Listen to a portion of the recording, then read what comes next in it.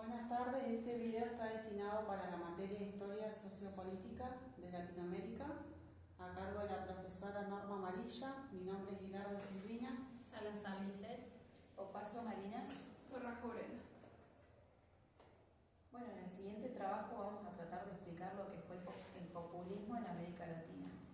También vamos a abordar ISI y el conservadurismo de la mujer moderna. Utilizamos la bibliografía dada por la profesora de Gallegos, el capítulo 5 y 8, Lola Luna, Bilicia y Sanasa. Bueno, para ponernos un poco en contexto, vamos a estar hablando de la situación previa al populismo. Estaba surgiendo justo la crisis de 1930, la cual provocó transformaciones económicas, políticas, sociales. Una de las transformaciones económicas que tuvo fue que se tuvo que cambiar de un modelo agroexportador a un modelo de industrialización por sustitución de importaciones.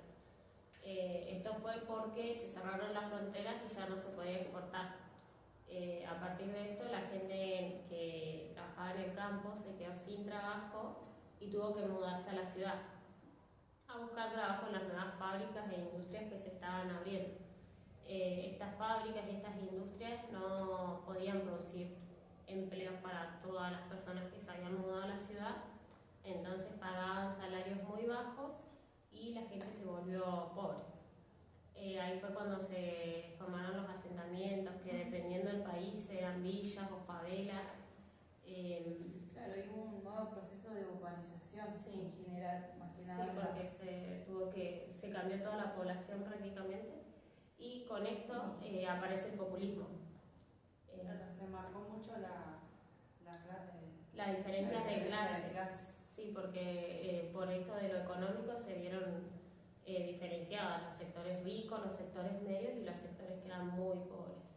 Entonces, bueno, ahí aparece como el populismo a querer responder todas esas necesidades, desigualdades que generó la crisis, ¿no? Entonces, como que una de las políticas o las fuertes fue en defensa del pueblo, de la gente trabajadora, la clase obrera, entonces que iba en defensa de estos pueblos que iban en contra de la oligarquía o terratenientes o de la élite. Bueno, la crisis de 1930 afectó de manera negativa en América Latina, ya que se produjo una disminución de la producción, la caída de los precios y la baja de los salarios. Como los países latinoamericanos exportaban materias primas y tuvieron que dejar de hacerlo, tuvo como consecuencia también que la deuda externa no se pudiera cancelar. Sin embargo, algunos países lograron hacerlo, como Argentina, Haití y Santo Domingo. Para mejorar los ingresos, se aumentaron las tasas arancelarias y altas, digamos, aumentaron. Y esto provocó que se limitaran las importaciones de maquinaria y demás, por lo que en los países latinoamericanos se tuvo que empezar a invertir y ahí se crearon las primeras industrias. Claro, invirtieron en maquinarias, por ahí, perdón, no me sale la palabra, pero como que pusieron el ojo puesto en las empresas y en las nuevas industrias, ¿no? Para implementar un nuevo modelo. Claro, entonces se pasó de un modelo agroexportador a ICI, a un Modelo de industrialización. por sustitución de importaciones. En cuanto al trabajo, por ahí destacar esto de la figura femenina, ¿no? Por ahí destacar que si bien hubo cuestiones que modificaron en algún aspecto lo laboral, mencionar que la mujer en ese entonces pudo estar o ingresar al sistema laboral. Sí, bueno, se empezaron a insertar en el mundo laboral, pero con trabajos delicados de cierta forma, que era como para lo que se las consideradas. ¿no? Según las cualidades que Claro. tenían. Sí. Claro, el trabajo más que nada en ese entonces era como muy diminuto para la mujer, digamos que, no sé, en la industria, empezaban a surgir en la industria de, no sé, del algodón o de flores, qué sé yo, en la electrónica de aquel entonces, pero más que nada destacar que empezaron a surgir nuevas ideologías frente a estas desigualdades. Porque si bien la mujer se pudo integrar al sistema laboral, sus salarios eran bajos, las condiciones laborables por ahí no eran favorecedoras para ellas en relación a los hombres. Otra cuestión que surgió es que empezaron nuevas ideologías, o a través de estas desigualdades muchas mujeres empezaron a imponerse frente a esto, ¿no? Con nuevos pensamientos, queriendo cambiar esta situación de desigualdad. Romper con este tradicionalismo de que la mujer solamente está destinada a estar en su casa, a la crianza de los hijos, a atender a los maridos. Hubo un movimiento de mujeres en ese entonces que empezó a romper con esto y a cambiar su forma de pensar, a querer que todo sea más igualitario, ¿no? Y más en el gobierno de bienestar fue que se la empezó a considerar como sujeto de derecho y donde se le pudo brindar oportunidades y, como bien dije, derechos. Bueno, introduciéndonos más en este tema, podemos ver que el cuerpo de la mujer se empezó a constituir en base a los objetivos que tenía el Estado. Es decir, que se creaban leyes, se sancionaban normas, todo, pero estas normas, estas leyes eran redactadas por hombres. Entonces eran todos en beneficio de formar un ideal maternal en la sociedad. Después, siguiendo con esto, podemos ver que se sancionó en 1934 la ley 12.341, que esta ley prohibía que las mujeres trabajen 30 días antes y 45 días después del parto. También otra de las cosas que se creó fue en 1937 la Dirección de Maternidad e Infancia, que ayudaba a las mujeres en situación de vulnerabilidad y a sus hijos. También está lo de la lactancia, que Claro, que impedía, por ejemplo, a las nodrizas, que en aquel entonces resurgieron a través de la crisis. Ellas venían desde muy lejos a las ciudades más grandes, digamos, a cumplir ese rol, como que buscaban un sustento económico a través de cumplir esa función, de amamantar a hijos ajenos o a hijos de estas madres que eran trabajadoras o que por alguna razón no podían amamantar. bueno, ahí la lactancia se convirtió en una obligación para la madre con su propio hijo y se le prohibió a las nodrizas amamantar a un niño que no sea su hijo. Siempre relacionado al cuidado del cuerpo y de la salud, digamos. Claro. Bueno, y ahí podemos hablar del primer plan quinquenal que se formó para... lo que proponía eran beneficios económicos en torno a los casamientos, a si tenían hijos, a si quedaban embarazadas, si tenían familias grandes se les reducían los impuestos, todo para cumplir los objetivos del Estado, que eran formar una raza sana, por ejemplo. Bueno, por ahí algunas cuestiones se repiten en la actualidad, como están las asignaciones por hijo, por embarazo, las licencias maternales, el casamiento también hoy en día te lo pagan, así que estos beneficios, o sea, de aquel entonces se siguen repitiendo en la actualidad. Sí, bueno, después también acá que el primer plan quinquenal se dio de 1947 a 1951 fue donde se sancionó el voto femenino. Poniendo en contexto acá, ¿no? Con el gobierno de Perón se sancionó, se agregó a la reforma constitucional en 1949, bueno, el voto femenino.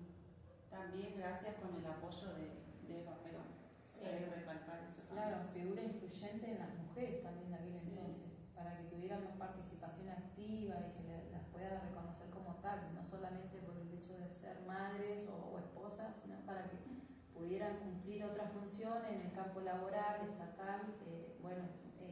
Esta señora Eva Perón pudo lograr ese movimiento, ¿no?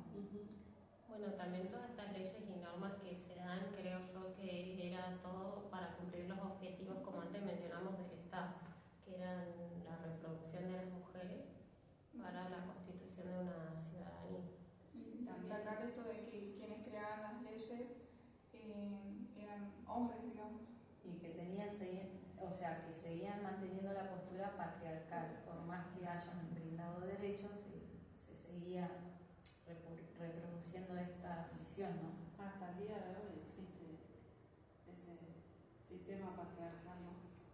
Claro, porque incluso después en el segundo plan quinquenal se la seguía viendo a la mujer como un agente reproductivo.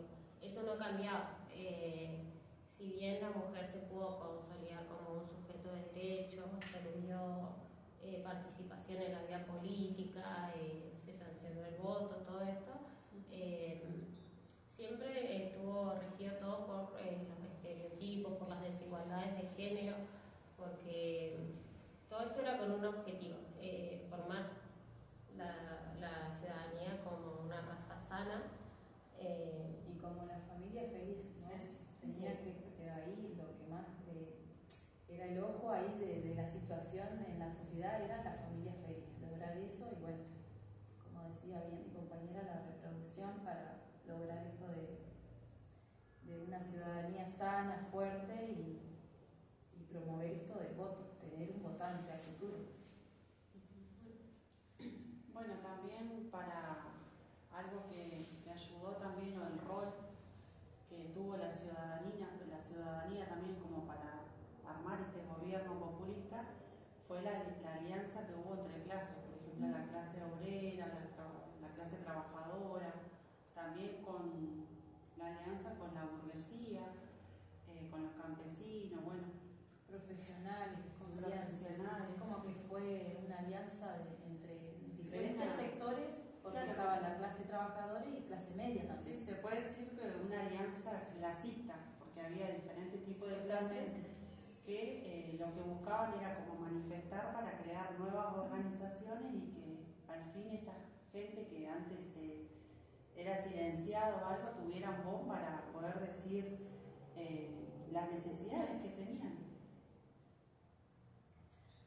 Bueno, podemos proceder a desarrollar el cuadro entonces de los gobiernos populistas de América Latina. Sí. Por ahí mencionar que todo surgió después de la crisis de 1929 y bueno, yo por ejemplo voy a destacar a Getúlio Vargas, que él tomó la presidencia en un contexto de golpe de Estado. Hablar de Brasil. Claro, de Brasil, perdón que no lo mencioné. Brasil, 1930, después de una crisis global, en aquel entonces en Brasil estaba presidiendo Washington Luiz. Este hombre no favorecía al pueblo, él favorecía a la oligarquía, digamos, o a las potencias mundiales. Por esta cuestión fue que el ejército militar decidió tomar el Estado a la fuerza y darle el mando a Getúlio Vargas. En este sentido, podemos mencionar que el gobierno de Getúlio Vargas fue influyente y controvertido. Por ahí impulsó cambios políticos, económicos y sociales que hasta el día de hoy se pueden ver en Brasil. Él inició la economía con la ESI, este modelo industrial, y bueno, desarrolló, como era un modelo populista, desarrolló, digamos, la economía favoreciendo, digamos, a las clases populares. Por ahí después, bueno, él estuvo en 1930, después continuó en 1934 y ahí fue presidente electo por la Asamblea Constituyente. Ahí, bueno, él pudo establecer leyes en favor a los derechos laborables, entre otras cosas también. Él propició también esto del derecho femenino, también estuvo de acuerdo en relación a la educación pública. Bueno, Vargas estuvo en el gobierno 15 años, así que en esos 15 años pasaron de todo. Claro, un mini resumen lo que está. Sí, es un mini resumen. Después también él, como controvertido, él tuvo su gobierno de 1937 como dictador. O sea, también quiso quedarse tanto tiempo implementando su gobierno que fue dictador. Y bueno, y ahí surgieron cuestiones favorables y desfavorables para ciertas cuestiones sociales. Los que no estaban a favor de él, bueno, sufrieron represiones y bueno, pero él mantuvo ese populismo hasta 1954 que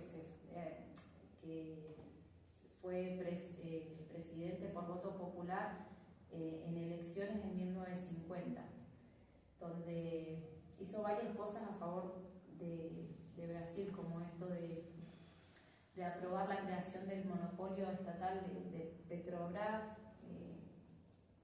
generando que sus recursos sean del Estado, y impulsó la industria siderúrgica, entre otras cuestiones. Ya en 1954, al no quererse ir y queriéndose producir un golpe de Estado, él se decide quitarse la vida y se da un disparo en el corazón. Y bueno, es lo que puedo mencionar de Brasil. Bien, por ahí, de la manera que asumió Perón, ¿no? Acá en Argentina, por ahí recordar un poco, fue que entre 1930 y 1943, recordando acá en la Argentina, pasaba la década infame, que fue por el golpe de Estado que expulsó a Hipólito Yrigoyen. En este momento, en 1943, un grupo de militares hace el golpe militar acá en Argentina y uno de los dirigentes de este grupo militar era Juan Domingo Perón. Entonces, Juan Domingo Perón empezó a tener como roles, trabajando de secretario, bueno, es como que fue asentando las bases para lo que iba a ser su presidencia, que esto también produjo que la gente empezara a ver cambios, porque en un principio veníamos de una década infame y la gente estaba como... Claro, lo veían como dictador y no lo consideraban como... O sea, fue parte del golpe militar y ahora quiere ser presidente. Entonces como que fue asentando las bases de a poquito para que la gente empiece a confiar y así tener el voto. Finalmente, en 1946 él asume la presidencia, ganó las elecciones que estaban en contra, o sea, ganó las elecciones en contra de los radicales, los socialistas, de la oposición, ¿no? Sí. Así que bueno, por ahí mencionar que una de las banderas políticas que tenía el gobierno de Perón era la justicia social, la soberanía, que es lo que hablábamos hace un ratito del voto femenino. Y te interrumpo, algo similar ocurrió con el estado de Vargas. Fue un estado justicialista, siempre a favor del derecho del trabajador, del derecho de la mujer. Con México pasó lo mismo, digamos, tenía esta bandera política de la justicia social y una de las políticas que él tomó fue la expropiación de las tierras, ¿no? Que antes eran de los terratenientes, él las repartió nuevamente a los campesinos y era repartida equitativamente al grupo familiar, digamos. Claro, por eso los terratenientes fue como el grupo opositor de este gobierno, ¿no? Del gobierno populista. Y este gobierno de Cárdenas fue el único que no fue tomado, o sea, después de un golpe de Estado, ¿no? Es algo que diferencia por ahí. Él fue electo por voto popular, ¿no? Claro.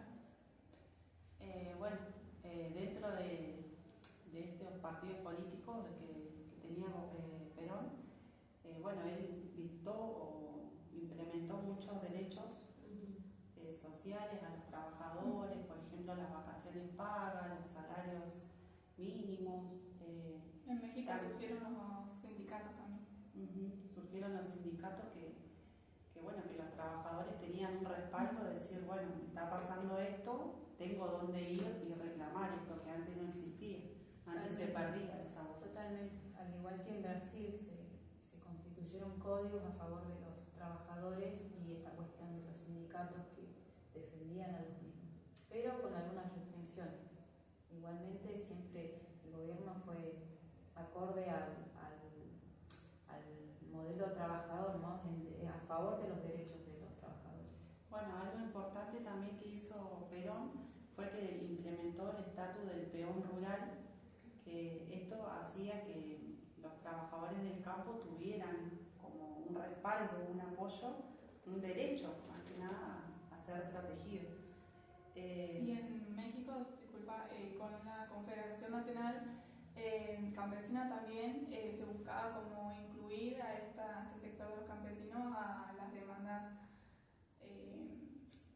agrarias locales, como que se intentaba unir y tenerlos en cuenta en cuanto a las necesidades que ellos tenían, digamos. Sí. Bueno, también otra bandera política de este gobierno peronista fue el proyecto de nacionalización que tuvieron también con la compra de ferrocarriles que pertenecían a los británicos, digamos, ahí como que hizo la compra de los ferrocarriles también. Fue como todo un proyecto de independización, por eso es que el 9 de julio de 1949 creo, se declara el Día de la Independencia gracias a este proyecto de nacionalización también, porque compró ferrocarriles para poder manejarlo acá en Argentina. También hizo que el gas fuera propio, también los servicios de telecomunicaciones. Creo que es algo que se mantiene en varios países, en México también. Se defendían los recursos naturales y se anunció un decreto de la expropiación, digamos, Sí. de las compañías, digamos, y propició al Estado apropiarse de esas industrias petroleras, digamos. Claro, bueno, acá pasó lo mismo también, se apropiaron de los servicios públicos como el gas era parte ya del Estado, las telecomunicaciones también. Bueno, por ahí aclarar que fue el Día de la Independencia, el 9 de julio, fue en 1947. Bueno, también algo que ayudó, también, disculpame, también que acá se produjo la creación de la IAPI, que se menciona así, Instituto Argentino para la Promoción de Intercambio. Que esto fue que también ayudó a esa independización porque es como que claro, se independizó del comercio exterior, más que nada, decir eso. Sí, en Brasil también sucedieron cosas similares, por ahí con las empresas hidroeléctricas, con esto de los recursos naturales que pertenecían por ahí al Estado, digamos, no al Estado nacional, pero que tenían dueños extranjeros y bueno, él rompió con esto, tanto de los minerales, el petróleo, la energía. Fue algo similar a lo sucedido en Argentina y en México. Sí, bueno, también algo que pasó en este gobierno también fue que la sustitución de importaciones, por ejemplo, pasaron a lo liviano también, a los alimentos, a lo textil, también esa sustitución que hubo. También, en cuanto a México, podemos decir que el proyecto de educación era un proyecto socialista y como se buscó expandir la educación y se hizo énfasis en la educación técnica, digamos. Bueno, podemos ver igual esto, como que en todos los países sucede algo similar y que generalmente los opositores son, por lo menos en México, los empresarios, los conservadores, por estas mismas políticas que se tomaron, ¿no? Y los grupos trabajadores y los campesinos eran los que apoyaban estos gobiernos populistas. En Brasil, por ejemplo, existieron la derecha opositora y la izquierda también opositora, o sea, que iban en contra de las ideas populistas de Getúlio Vargas. Por eso mismo, en un lapso de su periodo como presidente, es derrocado y se tuvo que exiliar por esto, porque a la oposición le molestaban las ideas populistas. Bueno, acá también los opositores también en parte era la iglesia, porque también acá lo que pasó con el gobierno de Perón es como que ellos fomentaban que lo tenían que adorar a ellos. Sí, en la educación también se vio que propiciaban textos, digamos, con una ideología. Claro, por ejemplo, acá hubo cierta literatura que se prohibió e incluso en la escuela empezó a aparecer libros acerca de Eva Perón y acerca de su gobierno, ¿no? Porque como que buscaban ese lema de de adorarlo, digamos, por eso adoctrinamiento. es un adoctrinamiento, sí, esa sería la palabra. Y bueno, entonces los opositores era esto, la iglesia, la oligarquía, no sé si ustedes en su gobierno también tenían los mismos opositores. Sí, los empresarios, Sí, los conservadores. claro, Los terratenientes. los terratenientes, sí, la gente de mayor poder, digamos. Aunque en algunos momentos Gentulicio Vargas tuvo el apoyo de ellos, pero bueno, conclusión, los estados populistas buscan esto, beneficiar a ciertos sectores o a la mayoría de los sectores brindándoles derechos. Bueno, para concluir, podemos ver cómo el populismo se vio reflejado en varios países de Latinoamérica. También pudimos entender más el rol de la mujer que tuvo a lo largo de la historia y cómo con un cambio también económico se transforma el rol de la mujer. Sí, a mí me Pasa que como cuando cambia el modelo económico cambia todo. Y cambia la sociedad. Todo. Bueno, Así que bueno, eso sería todo y nuestro debate. nuestro Nuestro debate.